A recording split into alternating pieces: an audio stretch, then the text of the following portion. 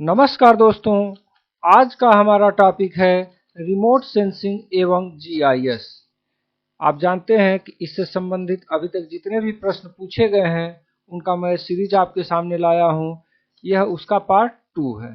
इसमें आप लोगों को 53 क्वेश्चंस देखने को मिलेंगे। पार्ट फर्स्ट मैं पहले ही अपलोड कर चुका हूं। उसमें मैं आप लोगों को ये सब चीज़ों के बारे में बताया था कि किस एग्जाम में कितने प्रश्न पूछे जाते हैं। आपको यह भी बताया था कि कुल क्वेश्चन जो है वह 69 है। पार्ट फर्स्ट में 63 क्वेश्चंस आपको मैं पहले ही करा चुका हूं। यदि आप पार्ट फर्स्ट नहीं देखे हैं तो उसका लिंक इस वीडियो के डिस्क्रिप्शन बॉक्स में मैं उपलब्ध करा दिया हूं, वहां से भी आप देख सकते हैं। पार्ट 2 में आप 53 क्वेश्चंस देखने जा रहे हैं और पार्ट 3 में आपको मैं बताया था उसमें भी 53 क्वेश्चंस होंगे। पार्ट 2 के जो कंटेंट्स हैं यानी इस वीडियो के जो कंटेंट्स हैं वो आप देखिए। सूर्य तुल्यकालिक उपग्रह यानी सन सिंक्रोनस सैटेलाइट से जो क्वेश्चन बनते हैं उसको यहाँ पे समाहित किया गया है। भू तुल्यकालिक उपग्रह जियो सिंक्रोनस सैटेलाइट से जो क्वेश्चन पूछे जाते हैं उनको भी इसमें समाहित किया गया है। विभिन्न देशों के कौन कौन से उपग्रह हैं, कब छोड़े गए हैं, उनकी विशेषताएं क्या है, उनसे जो प्रश्न बनते हैं उनको इसमें समाहित किया गया है। सैटेलाइट सेंसर्स और विभेदन यानी रिजोल्यूशन उनकी क्या होती है, उनसे भी प्रश्न बनते हैं। वो सारे प्रश्न इसमें रखे गए हैं। रिमोट सेंसिंग के प्लेटफॉर्म कौन कौन से हैं, उसके उदाहरण आपसे पूछे जाते हैं परीक्षाओं में, वो क्वेश्चंस इसमें समाहित किए गए हैं। एरियल फोटोग्राफ के प्रकार, इससे भी प्रश्न बनते हैं, वो इसमें समाहित हैं। फोटोग्राफ एवं इमेज में क्या अंतर है वह आपको देखने को इस वीडियो में मिलेगा। वायु फोटो चित्रों का मापक, स्केल ऑफ एयर फोटोग्राफ्स, इनसे क्वेश्चन बनते हैं। ये बहुत इंपॉर्टेंट है, इसको मैं इसमें बहुत अच्छे से एक्सप्लेन किया हूँ। इस वीडियो को आप आगे तक देखते जाइएगा, क्रम से ही आपको चीजें मिलेंगी इसमें देखने को। स्टीरियो पेयर एरियल फोटोग्राफ क्या होते हैं इसके बारे में मैं बताया हूं, इसको भी डिटेल में समझाया हूं।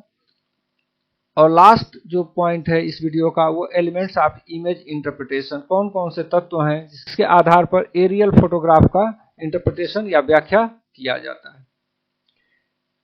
यहाँ पे ये सब लिस्टिंग इस वजह से मैं किया हूँ कि यदि आप डिटेल में किसी किताब से पढ़ना चाहते हो तो इन टॉपिक्स को पढ़िए, इन्हीं टॉपिक से आपके बनते हैं। पार्ट 2 की मैं बात कर रहा हूँ। पार्ट 1 का मैं इस तरह से आपका कंटेंट एक जगह नहीं समराइज किया था, इसमें कर दिया हूँ। आप चाहें तो वो सारे क्वेश्चन देख करके इस तरह से कंटेंट तैयार कर लीजिए और डिटेल आप उसका अध्ययन करिए। मैं आपको पहले भी बताया था कि आप लोगों को रिमोट सेंसिंग से संबंधित समराइज नोट्स इन तीनों वीडियोज के बाद मैं उपलब्ध कराऊंगा, उससे आप लोगों का काम चल जाना चाहिए।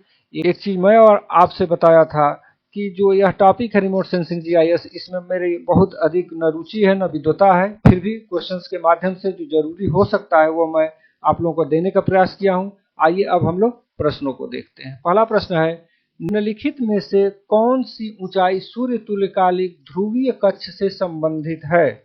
इंग्लिश हिंदी दोनों में उपलब्ध है, मैं आपको बताया था। ये नेट नवंबर 2017 के थर्ड पेपर में पूछा गया था। इसके ऑप्शंस आप देख लीजिए। 30,000 से 36,000 किलोमीटर, 2,000 से 6,000 किलोमीटर, 300 से 1,000 किलोमीटर, 5,000 से 15,000 किलोमीटर। तो इसका पहले डिटेल हम लोग देख लेते हैं। सूर्य तुल्यकालिक ध्रुवीय कक्षीय उपग्रह, सूर्य तुल्यकालिक जो उपग्रह होते हैं वो ध्रुवीय कक्षीय होते हैं, ये जानिए। यहाँ पे इसमें ध्रुवीय कक्ष से दे दिया है, तो डिफाइन कर दिया है। ये भी पूछता है कि कौन ध्रुवीय कक्ष से संबंधित होता है, तो सूर्य तुल्यकालिक पोल टू पोल रोटेट करते हैं, ऐसे ऐसे घूमते हैं इसके। ठीक है, ये अंतर। एक और आपको पढ़ना है भू तुल्यकालिक, भू स्थिर उपग्रह पढ़ना है। तो वह जो होता है उसका आगे आएगा, मैं वहां बताऊंगा। यहाँ इसको देखते हैं। इसकी ऊंचाई जो होती है, यहाँ देखिए 300 से 600। एक आध प्रश्नों में आपका 300 से स्टार्टिंग किया है, लेकिन लास्ट इसका 1,000 किलोमीटर तक इसकी ऊंचाई होती है। 600 से 1,000 किलोमीटर तक ही सामान्यतः इसमें किताबों में देखने को मिलता है। प्रश्नों में 300 भी मिल गया है, इसलिए इसको भी यहाँ पे मैं इंडिकेट कर दिया हूँ। 1,000 किलोमीटर और 300 किलोमीटर के बीच में यह स्थापित किए जाते हैं। जो सैटेलाइट्स हैं, जो मेन सैटेलाइट्स हैं सूर्य तुल्यकालिक, तो उसमें लैंडसेट आता है, स्पॉट आता है और आईआरएस आता है। लैंडसेट यूएसए का है, स्पॉट फ्रांस का है, आईआरएस इंडिया का है, भारत का है। इनकी गति मोशन पूर्व से पश्चिम दिशा में होता है। आप जानते हैं पृथ्वी पश्चिम से पूर्व दिशा में घूमती है, लेकिन यह पूर्व से पश्चिम दिशा की तरफ आते हैं और किधर घूमते हैं, पोल टू पोल घूमते हैं। इसका डिटेल में जब वीडियो बनाऊंगा तो उसमें आपको मैं समझा दूंगा। यहाँ प्रश्न को सॉल्व करना है। ऑर्बिट पीरियड क्या होता है इसका, 24 घंटे में 14 बार यह ऑर्बिट ये चक्कर लगाते हैं। ये भूमध्य रेखा को पार करते हैं कितने बजे, 10:30 बजे, ठीक है, 10:30 बजे के आसपास ये भूमध्य रेखा को ये पार करते हैं। कुछ किताबों में इसमें 9:30 बजे भी देखने को मिलता है, तो जो भी ऑप्शन रहेगा उसके अनुसार आप मैनेज कर सकते हैं। प्रत्येक अक्षांश रेखा को स्थानीय समय के अनुसार 2 बार पार करता है। कितनी बार, एक अक्षांश रेखा को उसके स्थानीय समय के अनुसार जो रहता है 2 बार पार करता है। और यह जो सूर्य तुल्यकालिक या सन सिंक्रोनस जो सैटेलाइट होते हैं वह सभी रिसोर्स सैटेलाइट होते हैं, इसको भी ध्यान में रखेंगे। ये संसाधन उपग्रह कहे जाते हैं, संसाधनों के बारे में इनसे जानकारी हमें मिलती है, यह रिसोर्स सैटेलाइट कहे जाते हैं। तो यहाँ से आप देख रहे हैं कि मिल गया 300 या 600 से 1000 किलोमीटर। ये देखिए 300 से 1000 किलोमीटर, इसमें ऑप्शन सी सही है। अगला देखते हैं लैंडसेट, एसपीओटी यानी स्पॉट और आईआरएस निम्नलिखित के उदाहरण है। किसके उदाहरण है, ऑप्शंस दिया हुआ है, सूर्य तुल्यकालिक उपग्रह, भूतुल्यकालिक उपग्रह, रडार्स और प्राकृतिक उपग्रह। तभी हम लोग पीछे इसमें देखे थे इस चार्ट में लैंडसेट, स्पॉट और आईआरएस किसके उदाहरण है, सूर्य तुल्यकालिक, सूर्य सन सिंक्रोनस है। इसका ऑप्शन ए सही है। अगला देखते हैं निम्नलिखित में से कौन एक ध्रुवीय परिक्रमित उपग्रह श्रृंखला का उदाहरण नहीं है। ऑप्शंस देखिए, आईआरएस, लैंडसेट, स्पॉट और इनसेट। तो ध्रुवीय परिक्रमित मतलब ध्रुव टू पोल की बात कर रहा है, इसे नॉर्थ टू साउथ या साउथ टू नॉर्थ ये घूमने की बात कर रहा है। आईआरएस में बताया था, लैंडसेट बताया था, स्पॉट बताया था। इसमें ऑप्शन एक अलग यही है, डी यहाँ पे देख लीजिए ये दिया हुआ है, इस तरह से इसका ऑप्शन डी सही है, इनसेट। भू स्थिर उपग्रह कितनी ऊंचाई पर फिक्स किया जाता है। हरियाणा असिस्टेंट प्रोफेसर 2017 में प्रश्न पूछा गया है। ऑप्शंस देख लीजिए, 8000 किलोमीटर, 15000 किलोमीटर, 18000 किलोमीटर और 36000 किलोमीटर। तो यह जो जियो स्टेशनरी सैटेलाइट होते हैं उनके डिटेल यहाँ देख लीजिए। ऊंचाई कितनी होती है, 36000 किलोमीटर।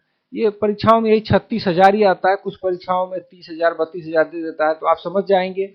जो सन सिंक्रोनस सैटेलाइट्स हैं वो 1000 किलोमीटर की ऊंचाई तक जाते हैं और यह 36000 किलोमीटर पे। तो थोड़ा बहुत वेरिएशन रहेगा तो आप समझ सकते हैं। उपग्रह कौन कौन से हैं इसके अंतर्गत, जियो स्टेशनरी सैटेलाइट्स में कौन कौन से शामिल है, तो इनसेट है, ये इंडिया का है, Zeus E and Zeus W, Zeus केवल दे सकता है, ई और डब्ल्यू न भी दे तो आप समझ गए जियोस, ठीक है, यूएसए का है, मेटियोसेट यू का है, यूरोपियन यूनियन का है, जीओएमएस रसिया का है और जीएमएस जापान का है। इनको याद रखिएगा, ये मैच द कॉलम में इससे क्वेश्चन पूछे जाते हैं।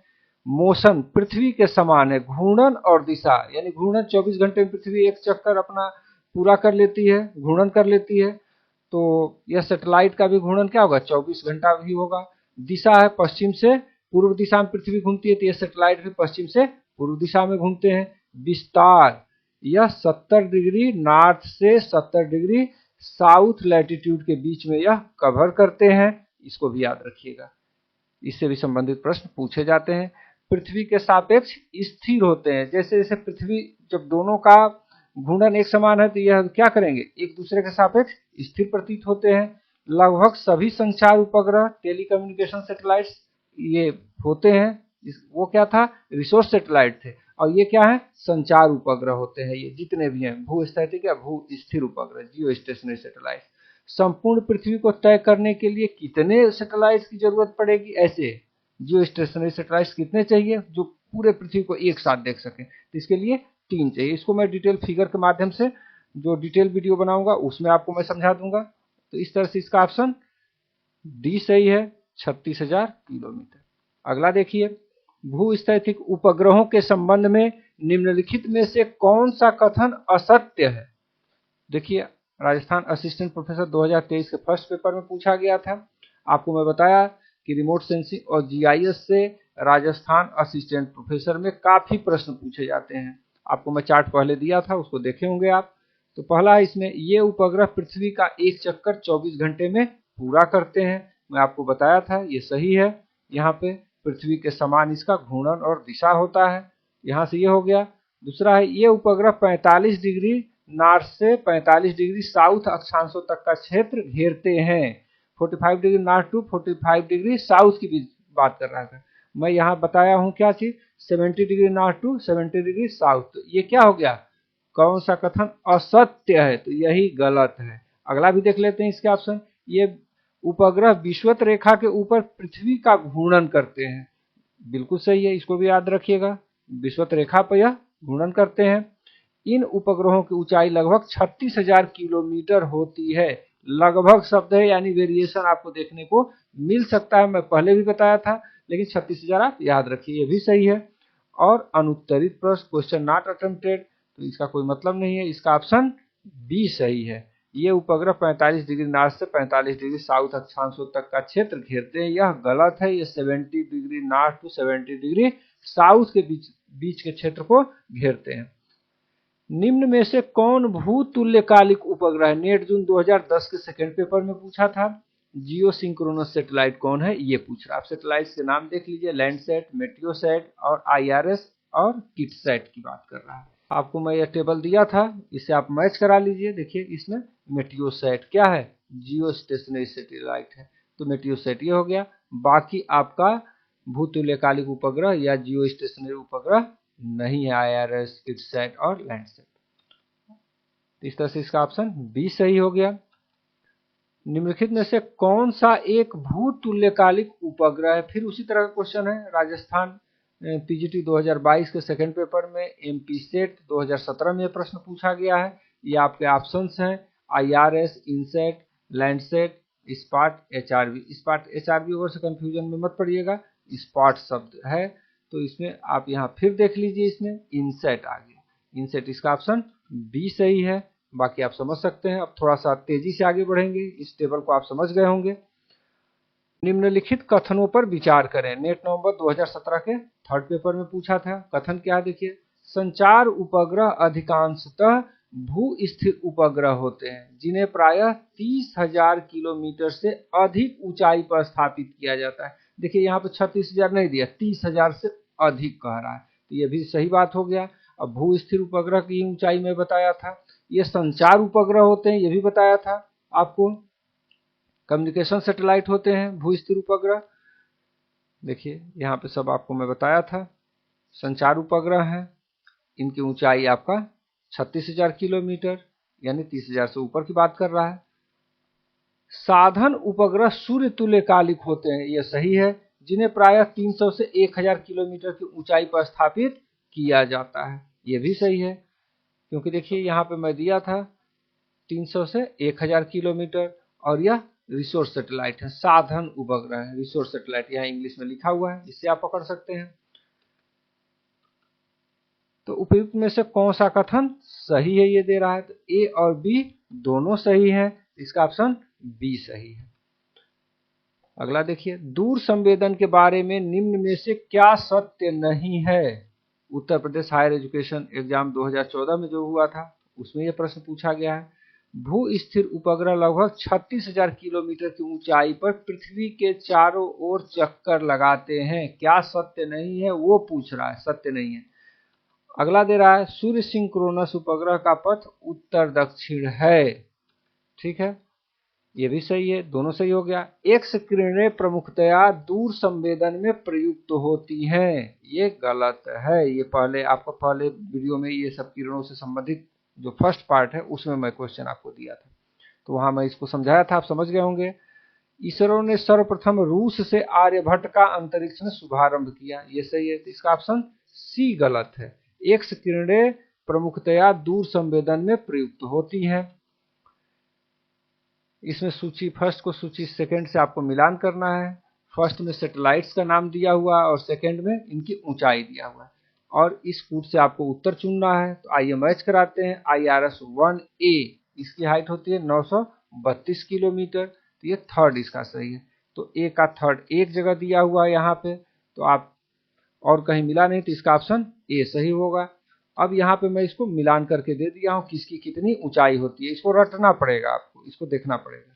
ठीक है, मैं एक जगह जब सैटेलाइट्स का दूंगा तो एक टेबल बना के दे दूंगा, यदि आप चाहें तो नोट्स बनाते रहिए, क्योंकि मेरा इंतजार करेंगे, थोड़ा सा वीडियो बनाने में विलम्ब हो जाता है हमको, इसलिए मैं कहूँगा कि आप बना ही लीजिए। फिर भी आशा है कि जल्दी ही इसका समरी जो वीडियो होगा वो मैं आपको उपलब्ध कराऊंगा।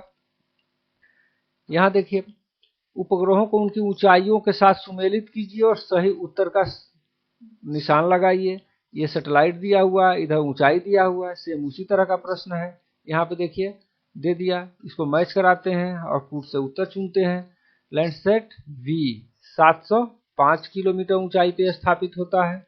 इसका सेकेंड है, तो सेकेंड कहाँ दिख रहा है, देखिए दो जगह मिल गया इसका, यानी कि इसका ऑप्शन ए या डी सही होगा कोई एक। अगला देखते हैं अब IRS 904, तो 904 थर्ड है, थर्ड एक जगह मिला, यानी कि इसका ऑप्शन डी सही है। यहाँ मैं मैच करा दिया हूँ, देखिए यहाँ पे 882 दे रहा है, 832 दे रहा है आगे, यानी कि इसमें गलत है, क्योंकि कई जगह मुझे मिला 832 ही इसका होना चाहिए, जबकि यहाँ पे 882 दिया हुआ है, आगे आपको 832 मिलेगा। अगले क्वेश्चन में देख लीजिए, इसी चीज को मैच कराने के लिए दिया हुआ है, सेम उसी तरह के सारे ऑप्शन है, बस ये 882 की जगह पे 832 हो गया। नेट जून 2013 के थर्ड पेपर में पूछा है, तो इसको मैं पीछे बताया था, इसका ऑप्शन यदि मैच कराएंगे तो 705 ये सेकेंड हो गया, सेकेंड यहाँ दिख रहा है दो जगह में, यानी ए और बी में से कोई इसका ऑप्शन होगा। अगला देखते हैं IRS 904, तो इसका ऑप्शन थर्ड सही है यहाँ पे, तो इसका इस तरह से देखेंगे कि इसका उत्तर बी सही हो रहा है। यहाँ पे मैं इसको मैच करा दिया, वही चीजें हैं, 832 यहाँ हो गया 882 की जगह पे, बाकी सेम था, सेम क्वेश्चन यहाँ रिपीट किया गया था। अगला देखते हैं, इसमें भी आपको सैटेलाइट दिए हुए हैं और इधर कंट्रीज, कौन सैटेलाइट किस कंट्री से संबंधित है उसको इस कूट से आपको उत्तर चुनना है। तो आइए मैच कराते हैं। IRS आई इंडिया शब्द जुड़ा हुआ है, यह भारत का है। ये देखते हैं, ये दो जगह ये दिख रहा है, ए का फर्स्ट दो जगह ए और बी, इन्हीं में से कोई ऑप्शन सही होगा। स्पार्ट USA दे रहा है, जबकि आपको मैं बताया यह फ्रांस का है, यहाँ पे USA दे रहा है, तो मैं भी यहाँ पे USA आपको दिखा दिया, लीजिए थर्ड यहाँ पे बी हो गया। अब इसका उत्तर जो माना गया है आयोग ने वह बी माना है, किंतु कोई भी कूट सही मैच नहीं है, क्योंकि इसमें यदि देखेंगे फ्रांस करते हैं, फोर्थ करते हैं, तो फोर्थ ये फर्स्ट हो जाएगा, और ये थर्ड इनवी सेट को यदि करते हैं तो इनवी सेट फ्रांस का है, ये फोर्थ होगा, तो यहाँ पे ये फोर्थ है नहीं, तो इस तरह से ऑप्शन ही गड़बड़ चल रहा है, आगे भी मैच कराएंगे तो गड़बड़ है। मैं यहाँ पे इसको सही तरीके से मैच करा के आपके सामने रख दिया हूँ, इससे आप याद कर लेंगे। अगला देखते हैं, सैटेलाइट इधर दिया हुआ है और इधर कंट्रीज दे रहा है, सेम वही चीज है, उसी तरह का है, थोड़ा बहुत इधर सैटेलाइट बदल गए होंगे, तो इनको इस कूट से मैच कराते हैं। इस पार्ट किसका है मैं बताया था, उसी में पिछला प्रश्न में विवाद था, गलत था, यह फ्रांस का है। तो ए का सेकेंड दो जगह है, देखिए।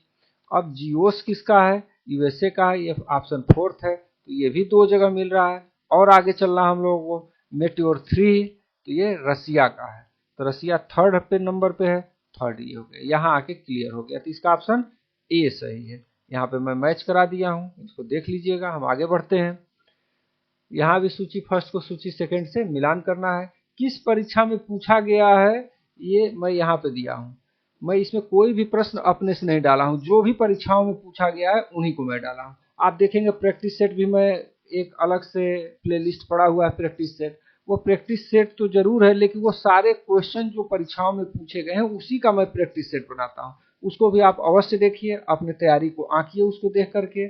जैसे आप मार्क टेस्ट वगैरह ज्वाइन करते हैं, उससे बेहतर है कि टॉपिक वाइज मेरा यह प्रैक्टिस सेट देखिए, इससे आपका जो प्रश्न किस लेवल के पूछे जाते हैं इसकी भी जानकारी होगी, और प्रश्न जो पूछे गए हैं उसका रिवीजन भी आपको हो जाएगा। तो इसके ऑप्शंस देख लेते हैं, इसमें सैटेलाइट्स जो दिए हुए हैं यहाँ पे दे दिए गए, उसके बाद से लॉन्च बाय किसके द्वारा यह छोड़े गए, यानी किस देश से यह संबंधित है, इधर 4 है और इधर 5 है, तो यहाँ मैच कराते हैं।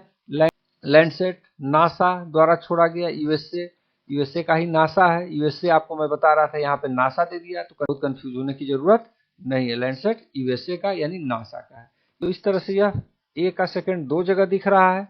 अब अगला इस पार्ट को फ्रांस का है, फर्स्ट यहाँ बी में, यहीं पे आके क्लियर हो गया, इसका ऑप्शन बी सही होगा। मैं इधर मैच करा दिया हूं। यहां से देखिए, ये थोड़ा सा वीडियो इसलिए लंबा बनता है कि इसका बहुत लेंदी क्वेश्चन होता है मैच द कॉलम टाइप का, तो सारी चीजों को बताना है, पढ़ना है, तो समय लगेगा। आगे देखिए, निम्नलिखित में से फ्रांस का सुदूर संवेदन उपग्रह कौन सा है? ऑप्शंस देख लीजिए, लैंडसैट, कार्टोसैट, क्विकबर्ड और स्पॉट। तो स्पॉट मैं शुरू से बोले जा रहा हूं, आपको भी याद हो गया होगा, तो इसका ऑप्शन डी सही है, स्पॉट। मौसम विज्ञान संबंधी प्रथम उपग्रह था, यह 2 बार प्रश्न पूछा गया है। ठीक है, नेट दिसंबर 2020 में और जून 2021 के सेकंड पेपर में। तो इसमें आ जाते हैं टीआरएमएस, टीरोस और एमओडीआईएस और नोवा। तो इसका ऑप्शन बी सही है, टीरोस फर्स्ट। अगला है, निम्नलिखित उपग्रह सीरीज में किसके पास सबसे पुराना दूर संवेदी प्रोग्राम है? तो इसमें ऑप्शंस देख लीजिए, IRS series, Landsat series, SPOT series, NOAA series. तो इसका ऑप्शन बी सही होगा, लैंडसैट सीरीज। ये यूएसए द्वारा छोड़ा गया था, नेट दिसंबर 2015 के सेकेंड पेपर में पूछा गया। निम्नलिखित में से किस देश ने सर्वप्रथम परिचालनात्मक दूर संवेदी उपग्रह का प्रक्षेपण किया? यानी ऑपरेशनल रिमोट सेंसिंग सैटेलाइट की बात कर रहा है, किसने पहले लॉन्च किया था? तो इसमें संयुक्त राज्य अमेरिका, यूके, यूएसएसआर और जर्मनी का आ रहा है। तो इसका ऑप्शन ए सही है, संयुक्त राज्य अमेरिका। दूर संवेदन में निम्नलिखित विकासों को कालक्रमानुसार व्यवस्थित करें। नेट जून 2024 के री एग्जाम जो हुआ है लेटेस्ट, उसका ये क्वेश्चन है। गूगल अर्थ, डिजिटल ग्लोब और लैंडसेट टीएम डाटा की सेवा प्रदान करता है। स्पॉट 1 कब लॉन्च किया गया? ERTS 1 लॉन्च किया गया, IRS 1C लॉन्च किया गया। तो और नीचे दिए गए इन विकल्पों में से आपको सही उत्तर चुनना है। तो आइए डेट देख लेते हैं, कब कब इसका दिया हुआ है, मैं यहाँ पे दे दिया, इसको देख लीजिए। 2001 में ये हुआ गूगल अर्थ, ये लगभग मैं बता रहा हूँ इसके आसपास का, एग्जैक्ट हमको नहीं मिला है लेकिन लगभग यही है, 2001 के आसपास। 1986 में स्पॉट 1, 1972 में ERTS 1 और 1995 में आपका IRS 1C लॉन्च किया गया। तो इससे यदि आप मैच कराएंगे तो इसका देखेंगे ऑप्शन डी सही है, CBDA लॉन्च डेट के अनुसार यही है आपका, कालक्रमानुसार पुराने से नए की तरफ है। कार्टोसैट 1 उपग्रह चित्रों का आकाशीय दृढ़ता, स्पेशियल रेजोल्यूशन क्या है? आकाशीय दृढ़ता दे रहा है। स्पेशियल रेजोल्यूशन आप याद रखिए, झारखंड पीजीटी 2017 में यह पूछा गया था। कार्टोसैट 1 भारतीय उपग्रह है, आप जानते होंगे। इसका ऑप्शन सी सही है, 2.5 मीटर। इसको याद रख लीजिए, ये बदला नहीं है, ये कई बार परीक्षाओं में पूछा जाता है। तो इसको रखिए, घुमा फिरा के मैच द कॉलम में आ सकता है, कहीं भी आ सकता है।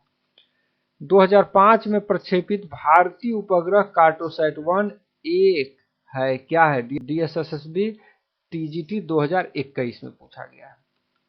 संचार उपग्रह है, नेविगेशन उपग्रह है, मौसम पूर्वानुमान उपग्रह है या पृथ्वी अवलोकन उपग्रह? तो इसका ऑप्शन डी सही है, पृथ्वी अवलोकन उपग्रह, अर्थ ऑब्जर्वेशन सैटेलाइट है ये। किस उपग्रही आंकड़ों से संबंधित चित्रों का उपयोग भूकर मानचित्र के विकल्प के रूप में किया जाता है?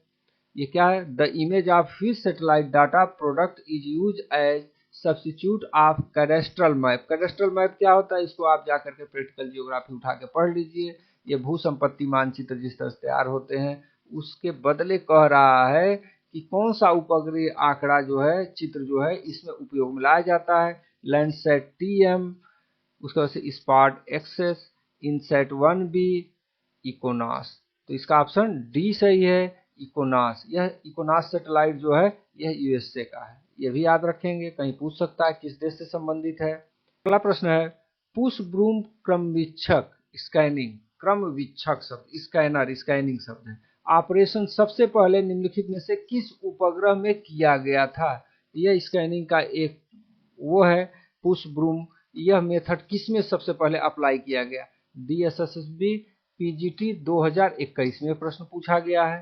इसमें दिया है टीरोस 1, भास्कर 1, स्पॉट 1, लैंडसेट 1। तो सबसे पहले हम लोग पुश ब्रूम स्कैनिंग को समझ लेते हैं। देखिए, ब्रूम मतलब क्या होता है? झाड़ू। एक तरफ से ऐसे झाड़ू लगा लगा करके यह स्कैन करता है, ऐसे ऐसे चलता है, इसका डायरेक्शन ऐसे ऐसे ऐसे। तो इस तरह के स्कैनिंग सिस्टम को जो है पुश ब्रूम कंसेप्ट इसको कहा गया। तो इसका ऑप्शन सी सही है। इस पार्ट 1 में यह सबसे पहली बार उपयोग में लाया गया।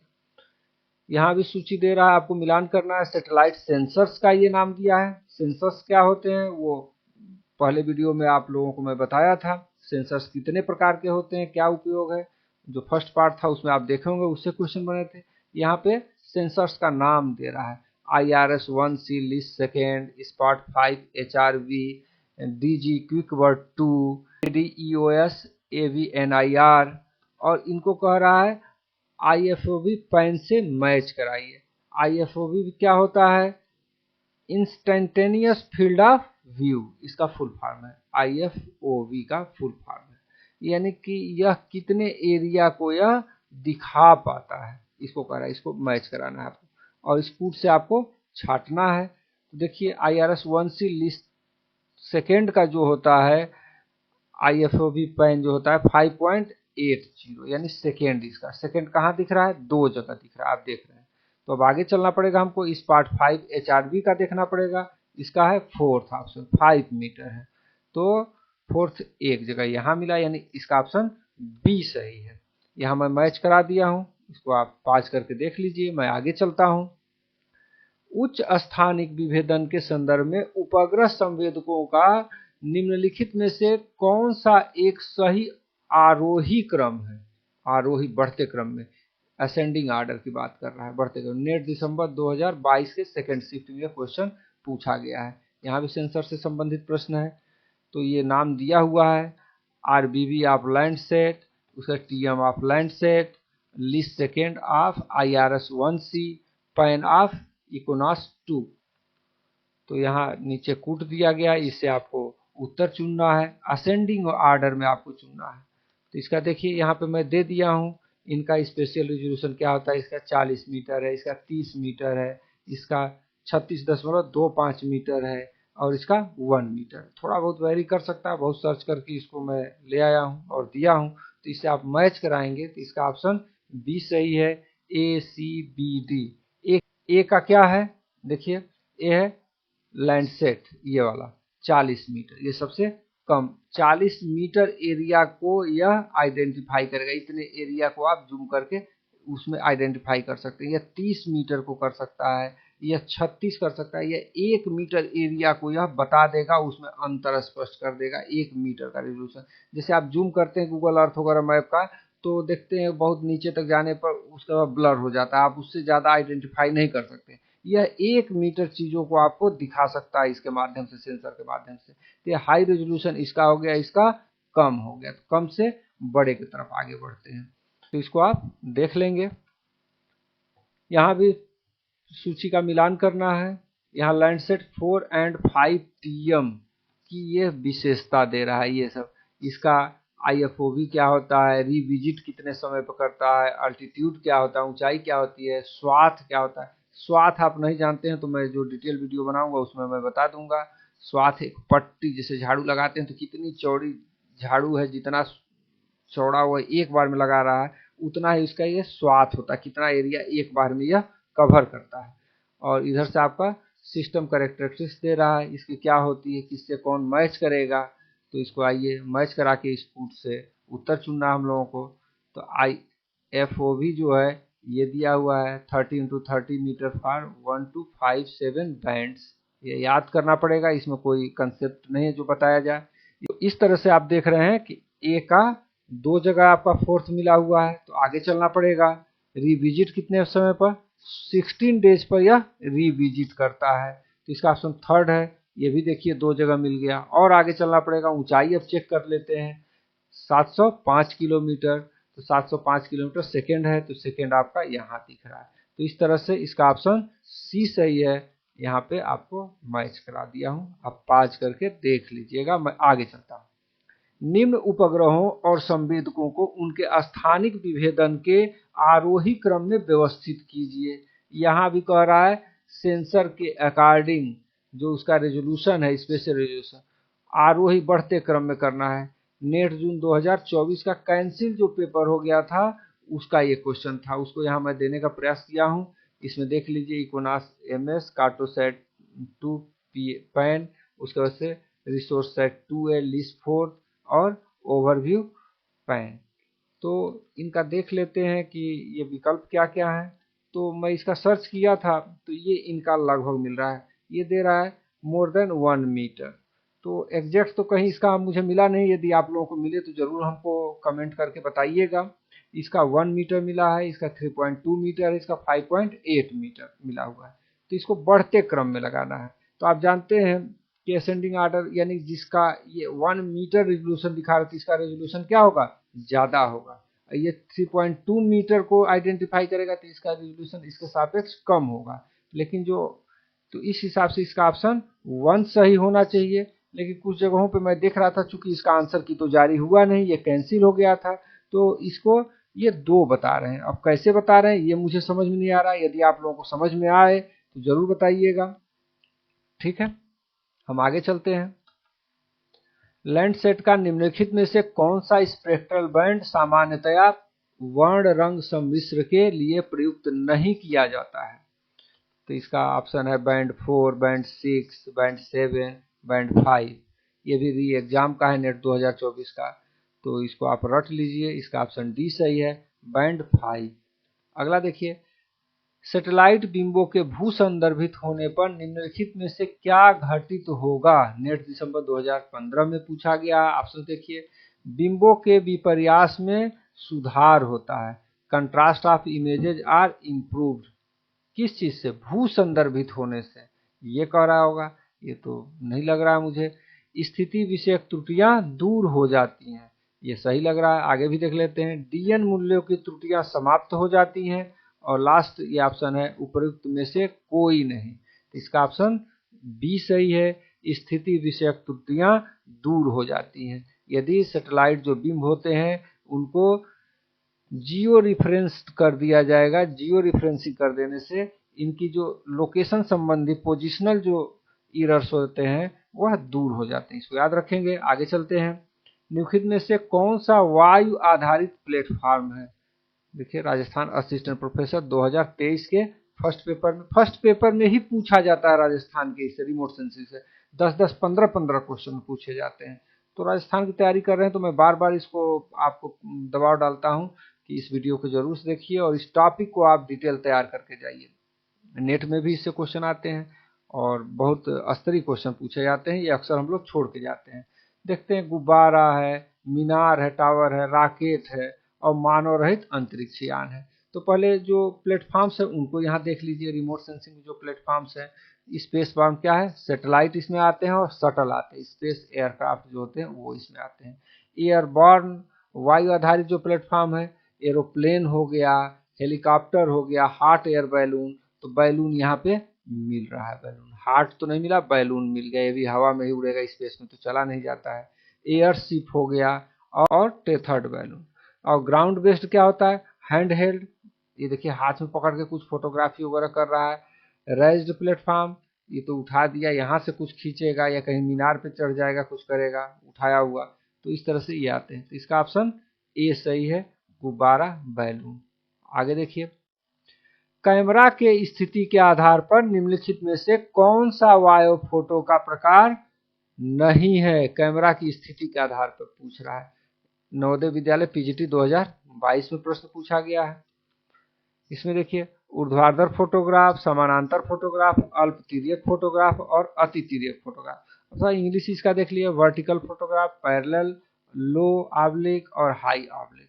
तो इसको भी थोड़ा सा यहाँ से देख लीजिए आप, दिया हुआ है कि कितना कैमरा ओरिएंटेशन के आधार पर क्या है, वर्टिकल हो सकता है यानी ऊर्ध्वाधर हो सकता है, लो ऑब्लिक हो सकता है, अल्प तिर्यक हो सकता है, इधर इंग्लिश छूट गया तो यहीं से मैं बता रहा हूँ, और हाई ऑब्लिक। ये 3, ये समानांतर फोटोग्राफ सही नहीं है। तो इसका ऑप्शन कौन सा है, बी, समानांतर फोटोग्राफी, यह फोटो का प्रकार नहीं है। 2 कथन दिए गए हैं और इससे आपको यहाँ चुनना है। फोटोग्राफ मूलतः एनालॉग रूप में तैयार होते हैं, इमेज डिजिटल रूप में तैयार होते हैं, दोनों सही हैं। ये नेट दिसंबर 2020, जून 2021 के फर्स्ट शिफ्ट में भी ये पूछा गया है।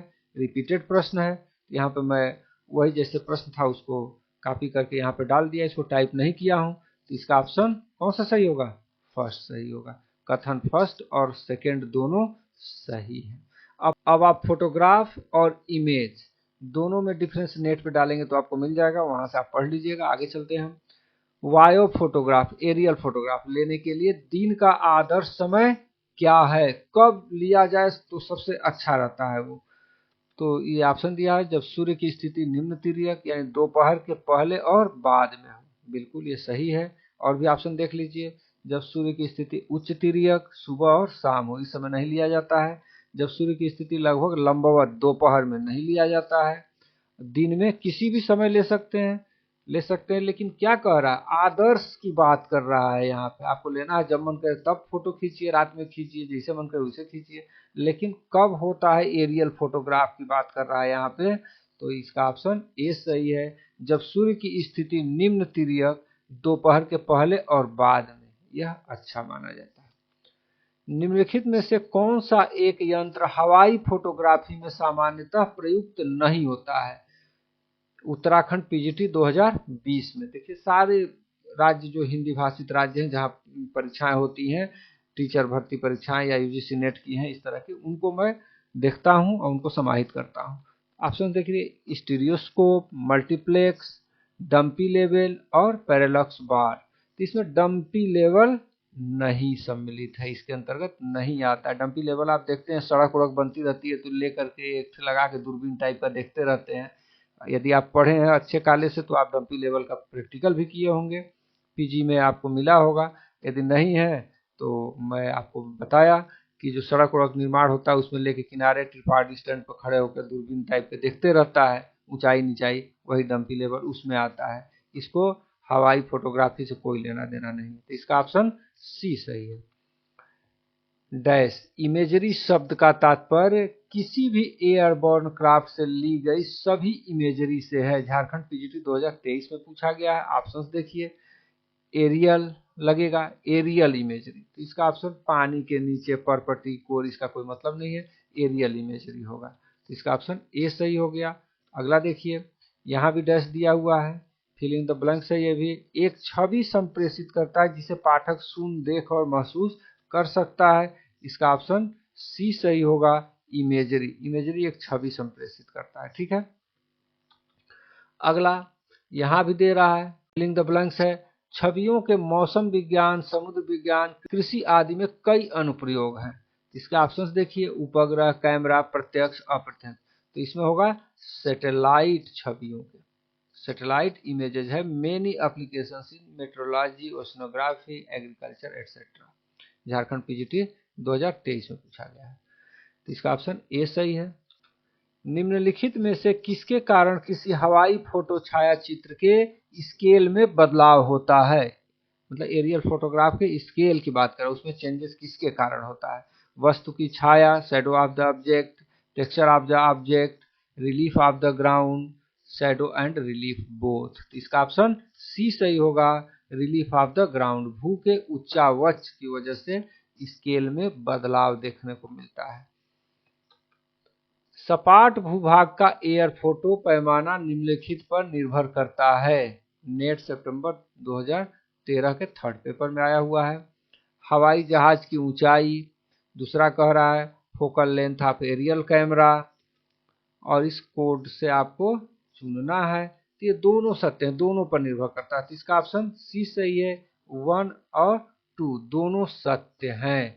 हवाई जहाज की ऊंचाई भी पैमाना इसका निर्धारित करता है, और वायु कैमरे की केंद्र यानी focal length of the aerial camera, ये दोनों जब रहेंगे तभी उसका आप स्केल निकाल सकते हैं, तो दोनों से प्रभावित होता है।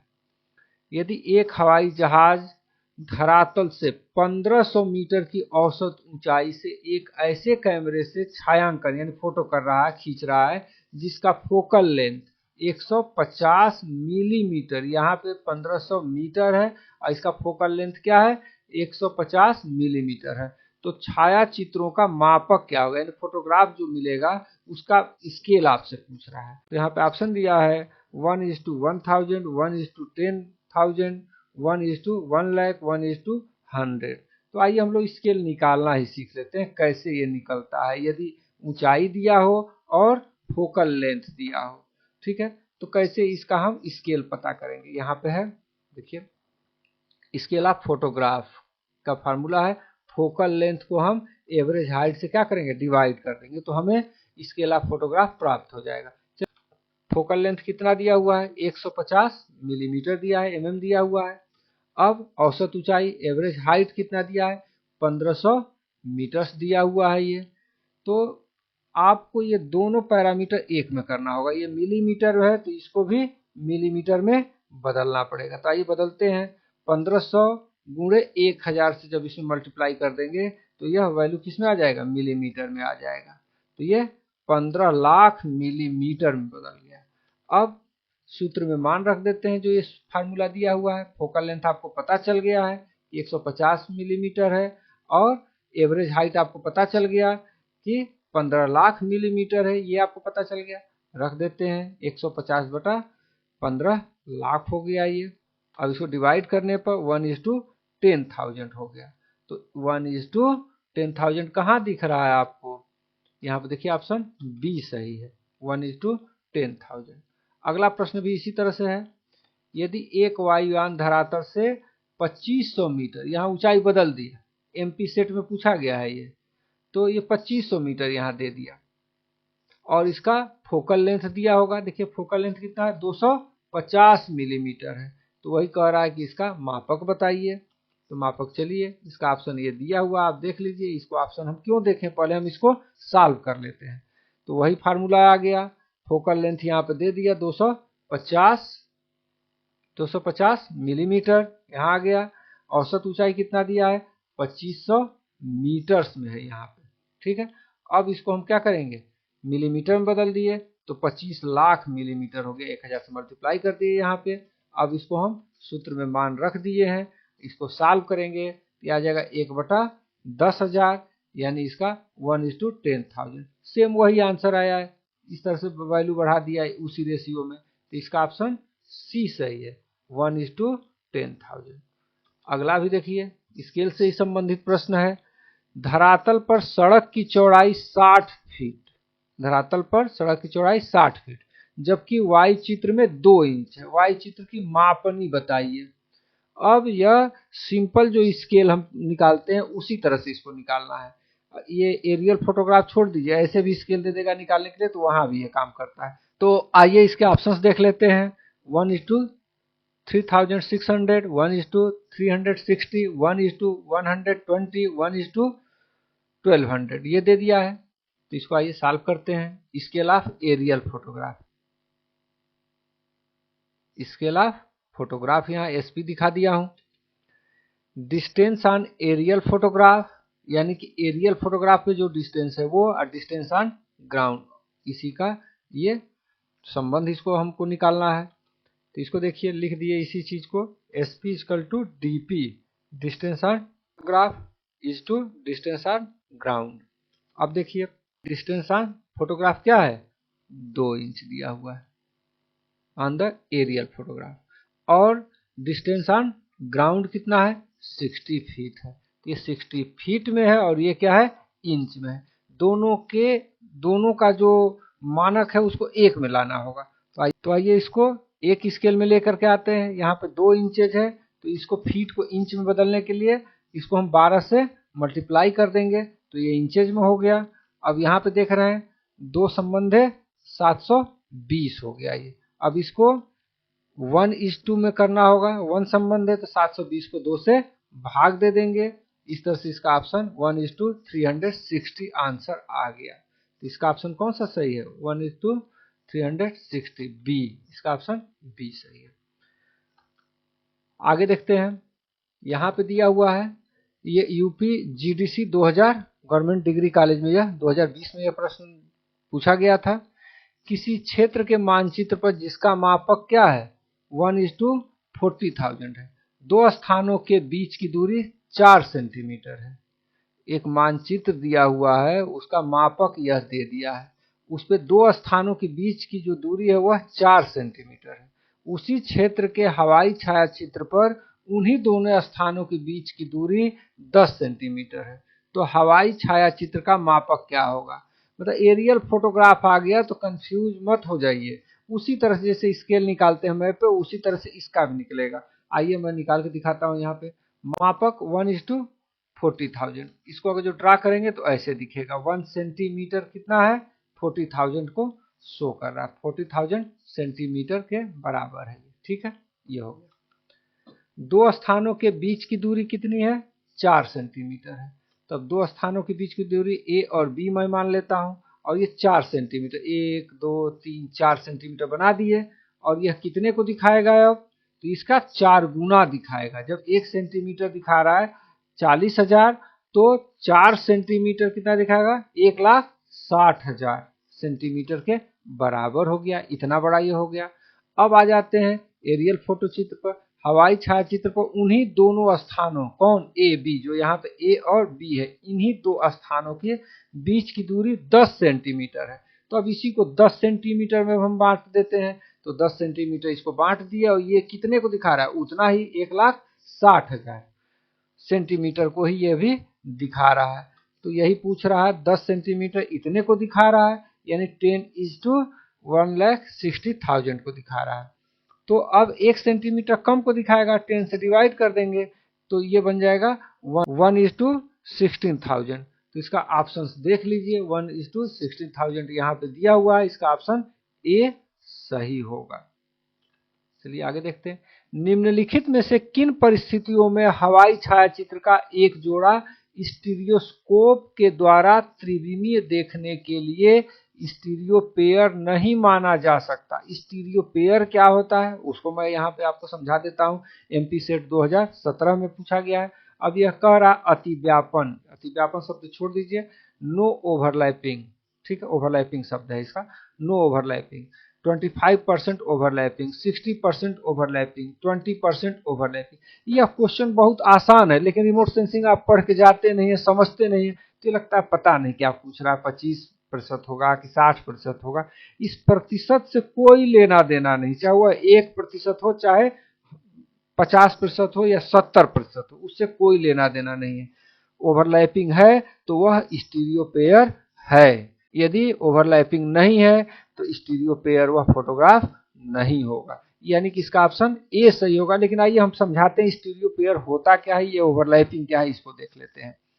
देखिए यहाँ पे ये फिगर दिया हुआ है, इसी को हम लोग देखते हैं। स्टेशन 1 से एक फोटो लिया, ये एरिया कवर हो गया। पहला इतना एरिया का फोटो ग्राउंड पे ले लिया। अब यह स्टेशन, इधर डायरेक्शन है फ्लाइट का, तो यहाँ पे स्टेशन 2, अब यहाँ पे आया और फिर फोटो लिया। तो देखिए पहले वाले फोटोग्राफ का यह जो हिस्सा है वह क्या हो गया? ओवरलैप हो गया। तो यह दोनों तरफ से ओवरलैपिंग का एरिया है। तो यह क्या है? Stereo pair. यहाँ पे दे रहा है 60% ओवरलैपिंग है, तो स्टीरियोस्कोपिक मॉडल ये यहाँ पे हो गया। और दूसरा कह रहा है, यह फोटोग्राफ देखिए यहाँ पे ये दिखाया गया कि इतना यह एक बार में फोटोग्राफ कवर किया, दोबारा लिया तो यहाँ से लेकर के और यहाँ तक कवर करा। लेकिन यह जो एरिया 60% है यह ओवरलैप हो रहा है। यह स्टीरियोस्कोप से आप इसको देख सकते हैं, स्टीरियो पेयर यह एरिया माना जाएगा। और टिरेन, और तीसरा जब आएगा तो देखिए ये कवर कर रहा है, यानी कि यह पहले वाले में भी था, दूसरे वाले में भी था, और तीसरे स्टेशन से लिया तो यह ओवरलैपिंग आ गया।